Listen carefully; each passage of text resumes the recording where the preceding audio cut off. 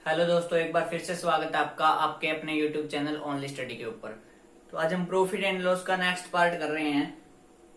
देखिए, बहुत ही आसान आसान क्वेश्चन है भी आज वाले, और हर बार लगभग हर एक पेपर के अंदर इनको पूछा जाता है भी।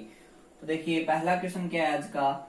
संतरे के भाव में 25% की कमी आ जाने पर भाव में क्या हुआ, 25% की क्या आ गई, कमी। ठीक है, के कारण एक व्यक्ति 162 रुपए में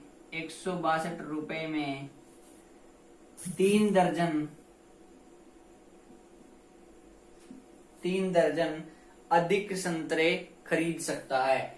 3 दर्जन अधिक संतरे खरीद सकता है। देखो, यदि भाव में कमी आ गई ना, तो सीधी सी बात है कि ज्यादा चीजें मिलेंगी। अगर आपको किसी कांस्टेंट रुपीज में चीजें लेनी है तो ज्यादा चीजें मिलेंगी, ये हमें पता है इस बात का। तो अब देखो, ऐसे क्वेश्चन में या तो पूछा जाता है पहले वाला भाव, या पूछा जाता है नया भाव, या फिर क्या पूछा जाता है, दोनों भाव के बीच में डिफरेंस। तो देखो, यहाँ पे सिंपल सी बात है, नया भाव निकालने का है ना जो फार्मूला होता है, ये नया भाव आपको कैसे निकालना। देखो, नया भाव डायरेक्ट निकालेंगे हम, फार्मूला याद नहीं करना, बस समझना है इसको थोड़ा सा। कितने परसेंट की कमी अधिक आई, 25% की। ठीक है, वो हम बाद में बात करेंगे। देखो, पहले लिखना है हमें यहाँ पे कमी परसेंटेज, या फिर यहाँ पे अधिक परसेंटेज भी आ सकते भी, इतने प्रतिशत की बढ़ोतरी हो चुकी है, ये भी आ जाता है कई बार। ठीक है, तो यहाँ पे मैं कमी और अधिक दोनों लिख देता हूँ भी। अब प्रतिशत, अब प्रतिशत हटाने के लिए हम क्या करते हैं, डिवाइड में 100 लगाते हैं। ठीक है, और किसका प्रतिशत, भी जितने रुपए की खरीद के लाए हैं उतने रुपए का तो प्रतिशत निकालेंगे हम। तो यहाँ पे क्या आ जाएंगे, रुपीज। ठीक है, और नीचे क्या आ जाएगा भी, जितनी चीजें कम या ज्यादा हुई हैं, कम या ज्यादा चीजें।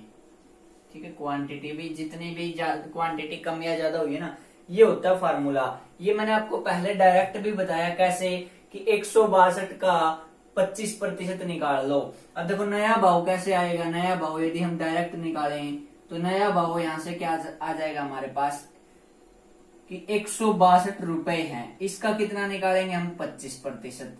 ठीक है, और जो भी ये चीज आएगी ना, 25% का मतलब 25/100 है ना। और इस चीज को हम किससे डिवाइड करेंगे, जो जितनी भी कम या ज्यादा चीजें हुई हैं उससे। बस इसको सोल्व करना है, आपके पास डायरेक्ट किसका आंसर आ जाएगा, नया भाव आ जाएगा। लेकिन क्वेश्चन में यदि प्रारंभिक भाव पूछेगा, भी पहले भाव क्या था, तो वो कैसे निकालेंगे वो भी देखो।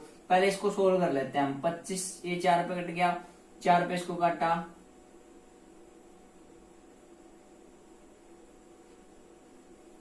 3 पे काट लेते हैं। पहले इसको 3 पे इसको काटेंगे तो कितने पे कटाइए, 3 पंजे 15, 3 चौके 12। ये आ गया हमारा 27/2, क्योंकि इसको फिर 4 पे 2 पे काटेंगे ना इसको, तो ये कितना आ जाएगा, 27। तो 27/2, या फिर हम कह सकते हैं 13.5। ये आ गया हमारा नया भाव। लेकिन क्वेश्चन में क्या पूछा है, क्वेश्चन में पूछा गया है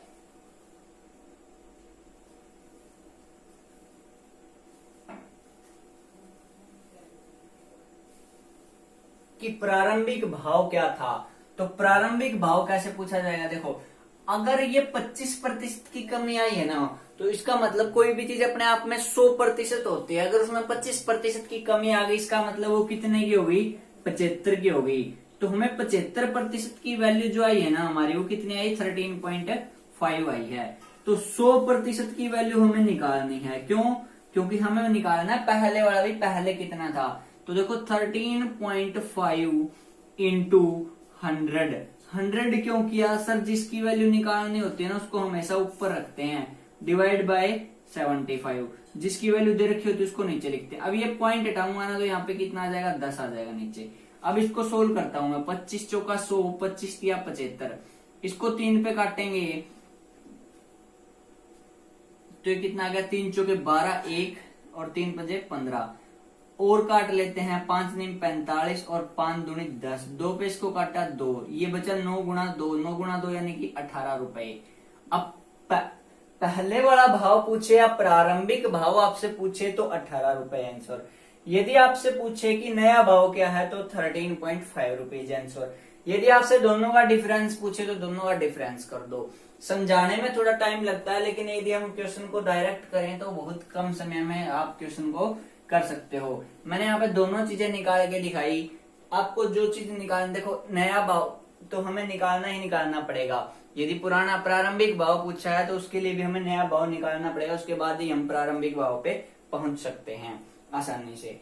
चलिए एक क्वेश्चन और इसी तरीके का है कि चीनी के भाव में 10% की कमी हो जाने पर कितने प्रतिशत की कमी होगी? इस बार 10% की।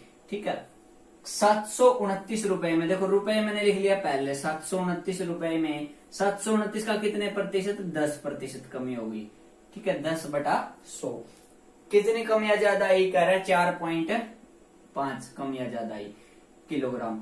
अब ये क्या आएगा हमारे पास? यहाँ से सीधा का सीधा डायरेक्ट क्या आ जाएगा? नया भाव आ जाएगा। अब मैं इसको थोड़ा सोल्व करता हूँ। देखो ये पॉइंट हटाऊंगा तो यहाँ पे क्या लग जाएगी? 0 लग जाएगी। इस 100 से ये 100 कैंसल। अब इसको और सोल्व करेंगे तो 9 पे काटा 81, 9 पे काटा 5, यानी कि ये कितना आ गया? 81/5 यानी कि 16.2। 81/5 को हम क्या लिख सकते हैं? 16.2।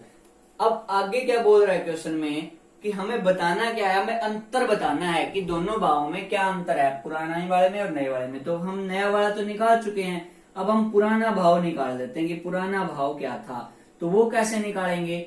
10% की क्या हुई थी? कमी। और 10% की कमी होने के बाद कितना हो गया? 16.5, यानी कि 90% की वैल्यू क्या? 10% की कमी का मतलब यही हुआ ना, कोई चीज अपने आप में 100% होती है तो 10% की कमी होगी, इसका मतलब वो 90 की होगी, 90% होगी।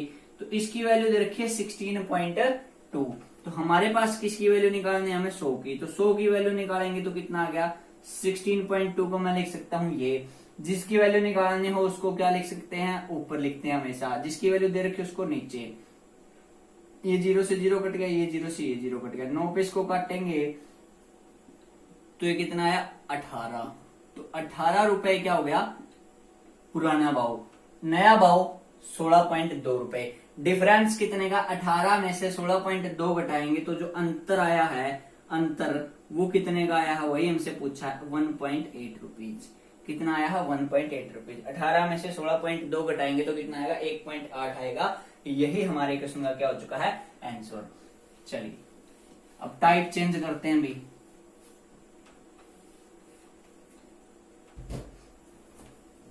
देखिए नेक्स्ट क्वेश्चन। एक व्यक्ति किसी वस्तु को 5% लाभ पर बेचता है। यदि वह इसे 5% कम पर खरीदता तथा 1 रुपए कम में बेचता तो 10% का लाभ होता। उस वस्तु का क्रय मूल्य क्या है? देखो एक व्यक्ति ने क्या किया? 5% लाभ पर बेचा। 5% लाभ का मतलब क्या है कि वो खरीद कर कितने की लाया था? सर खरीद कर लाया था 100 की, बेच दी कितने की? 5% का लाभ कमाया है। लाभ कमाया तो इसका मतलब 105 रुपए की उसने वो बेच दी। ठीक है, अब दूसरी लाइन में क्या कह रहा है? यदि वह इसे 5% कम में खरीदता, 5% कम में खरीदता इसका मतलब 95 रुपए की खरीदता। और क्या कह रहा है? और 1 रुपए अधिक में बेचता। कितने रुपए अधिक में बेचता? 1 रुपया अधिक में बेचता। ठीक है, अभी हमें सेलिंग प्राइस का नहीं पता, सेलिंग प्राइस यहां से आएगा। ठीक है ना, ऐसा नहीं भी आप 105 था, एक रुपया बढ़ा के कितना कर दो 106, वो चीजें गलत हो जाएंगी। क्यों? क्योंकि सेलिंग प्राइस जो होता है वो कॉस्ट प्राइस पे बेस्ड होता है। भी कॉस्ट प्राइस के ऊपर कितना लाभ या हानि हुई उसके बाद सेलिंग प्राइस निकलता है। तो यहाँ से हमारा कॉस्ट प्राइस अलग है, यहाँ से अलग है, तो इसके ऊपर डिपेंड करेगा ये वाला सेलिंग प्राइस। तो देखो कहां से आएगा ये? एक लाइन और बोल रही है इसने कि यदि वह 1 रुपए कम में बेचता तो 10% का क्या होता? उसे लाभ होता। 10% का लाभ होता। 10% का लाभ, लाभ हमेशा होता है किसके ऊपर? कॉस्ट प्राइस के ऊपर। तो 95 का 10% निकालूंगा ना, 95 का मतलब 95 का मतलब गुणा 10% का मतलब 10/100। तो ये 0 से 0 कटेगा। कितने रुपए का लाभ हुआ? 9.5 रुपए का। 9.5 रुपए का। अब आप कोई चीज 95 रुपए की लेके आए थे, आपने उस पर 9.5 रुपए कमा लिए, इसका मतलब आपने उसको कितने में बेचा? 104.5 रुपए में उसको बेच दिया आपने। अब यहाँ पे देखो डिफरेंस कितने का है? आप पहले कितने की बेच रहे थे उसको 105 रुपए की, लेकिन अब कितने की बेच रहे हो 104.5 रुपए की, मतलब 0.5 का डिफरेंस है। भी आपने पहले कितने अधिक में बेची, 1 रुपए कम में बोल रहा है अभी, अधिक में नहीं, अब कितने में बेच रहा हूँ 1 रुपए कम बेच रहा है। देखो पहले 105 की बेच रहा था, अब 104.5 की बेच रहा है दूसरी कंडीशन के अकॉर्डिंग। कितनी कम बेच रहा है 0.5, लेकिन हमारे अकॉर्डिंग एक कितने गुना, 2 गुना, मतलब सारी चीजें 2 गुना। तो कॉस्ट प्राइस एक्चुअल में कितना था सर, हम 100 मान के चले थे, तो इसका 2 गुना कितना होगा, 200 होगा। कितना होगा, 200 होगा। एक्चुअल जो कॉस्ट प्राइस है वो 100 ना होके कितना गुना होगा, 2 गुना, क्योंकि जो सारी चीजें क्या हो रही, 2 गुना, तो ये कितना हो जाएगा 200। चलिए एक क्वेश्चन और ऐसा ही करते हैं जिससे कि आपको और अच्छे से ये चीज है जो है क्लियर हो जाए। ये क्वेश्चन बहुत ही इंपॉर्टेंट है भी। चलिए देखिए, एक व्यक्ति ने एक वस्तु खरीद कर इसे 10% हानि पर बेच दिया, इसका मतलब 100 रुपए की खरीदी थी और 90 रुपए की बेच दी। ठीक है, अब ये क्या करे, यदि वह इसे 20% कम में खरीदता, 20% कम में खरीदता, इसका मतलब कितने की खरीदता, 80 रुपए की खरीदता। तो क्या कह रहा है, तथा 55 रुपए अधिक में बेचता। कितने रुपए अधिक में बेच रहा है इस बार, 55 रुपए अधिक में बेचता। तो क्या कह रहा है, क्योंकि ये हमारे पास डायरेक्ट वैल्यू नहीं है इसलिए हम इसमें नहीं जोड़ सकते, ये मैं बार बार कह रहा हूं आपको। सेलिंग प्राइस यहां से निकलेगा, कैसे, अगली वाली लाइन से कह रहा है, तो उससे 40% का लाभ होता। लाभ होता हमेशा कॉस्ट प्राइस पे, तो 80 का कितना प्रतिशत कह रहा है, 40% लाभ होता। इसको यदि हम सोल्व करें तो कितना है, 8 चौक 32। 80 रुपए की चीज थी, 32 रुपए आपने उसके ऊपर कमा लिए, तो इसका मतलब आपने उसको कितने की बेचा, 112 रुपए की बेचा। कितने रुपए में बेचा आपने उसको, 112 रुपए में। पहले आप उस चीज को 90 रुपए में बेच रहे थे, अब कितने में बेच रहे हो, 112 रुपए में। इसका मतलब कि आपने कितने रुपए अधिक में बेची चीजें, 22 रुपए में। लेकिन क्वेश्चन वाला तो कह रहा है कि सर 55 रुपए में अधिक में बेची, इसका मतलब 22 की वैल्यू कितनी है, 55 है। 22 की वैल्यू कितनी है, 55 है। हमें किसकी वैल्यू निकालनी है, हमें निकालना है कॉस्ट प्राइस। तो कॉस्ट प्राइस हमारा क्या था, एक्चुअल कॉस्ट प्राइस जो हम मान के चले थे वो 100 मान के चले थे, ये नहीं होगा एक्चुअल कॉस्ट प्राइस। क्यों, क्योंकि ये तो दूसरी कंडीशन अगर होती तो होता। एक्चुअल कॉस्ट प्राइस तो ये है ना, तो हमें 100 की वैल्यू निकालनी है। तो 100 की वैल्यू क्या आएगी सर, जिसकी वैल्यू निकालनी होती है उसको ऊपर रखते हैं, जिसकी वैल्यू दे रखी होती है उसको नीचे रखते हैं। सोल्व कर लेते हैं भी, 5 पे काट, 11 पे काटा 5, 11 पे काटा 2, इसको काटेंगे 50, और 50 गुना 5 करेंगे तो कितना आ जाएगा, 250। तो ये हमारा क्या आ चुका है, आंसर।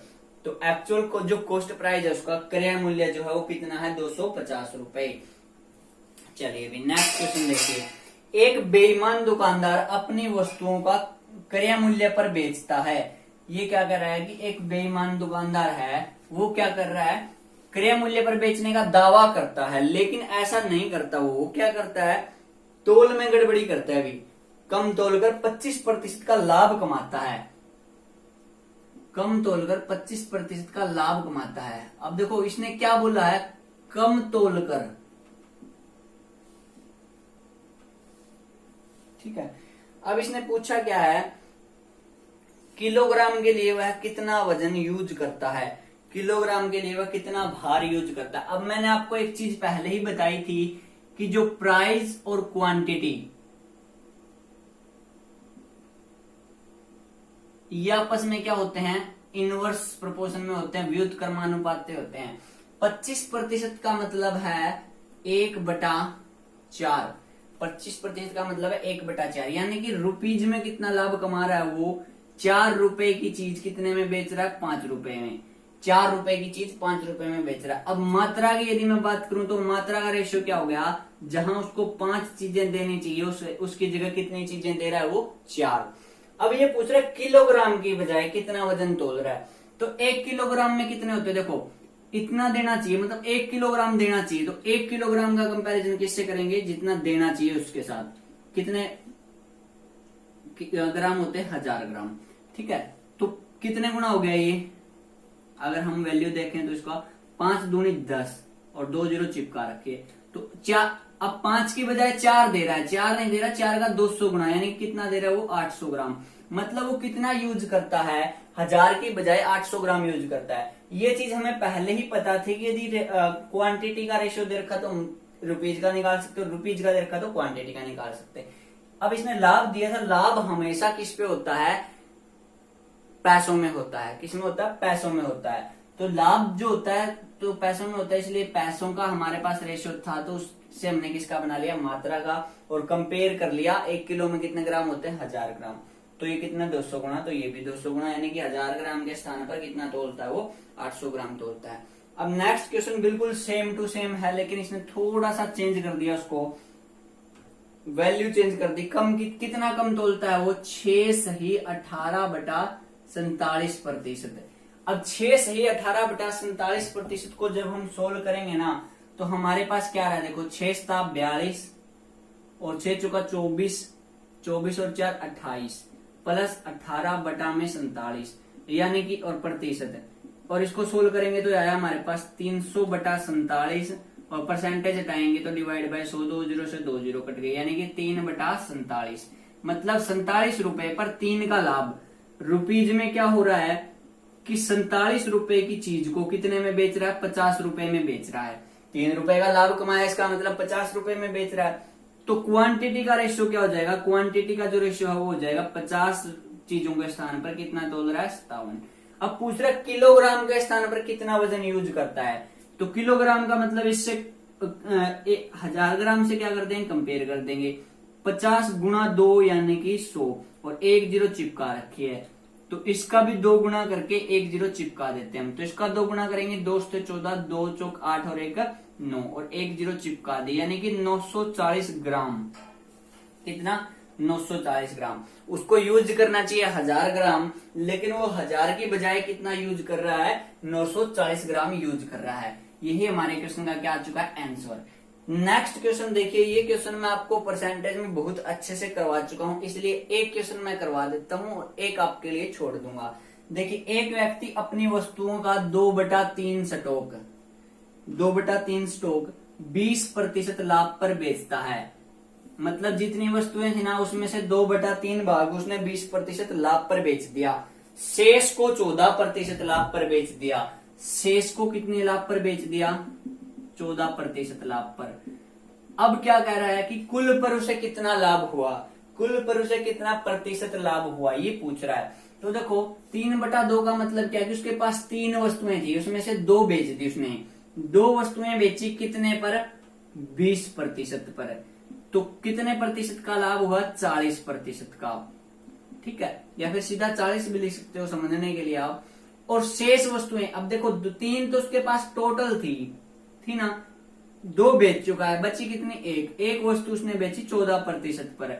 तो कितने का लाभ हुआ यहां से उसको, 14% का। तो कुल 3 वस्तुओं पर उसको कितने का लाभ हुआ, देखो 40 का यहां चुका, 14 का यहां चुका, तो टोटल कितना हो गया, 54% का क्या हो गया उसको लाभ हो गया। 54% का क्या हो चुका लाभ।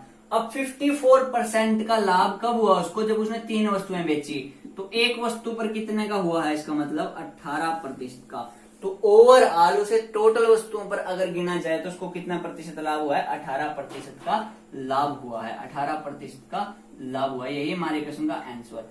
इसी तरीके का एक और क्वेश्चन आपको अभी आपकी स्क्रीन पर दिख रहा होगा, ये आपको खुद करना है और इसका आंसर क्या देना है, आपको कमेंट बॉक्स के अंदर देना है कि इसका आंसर क्या आएगा।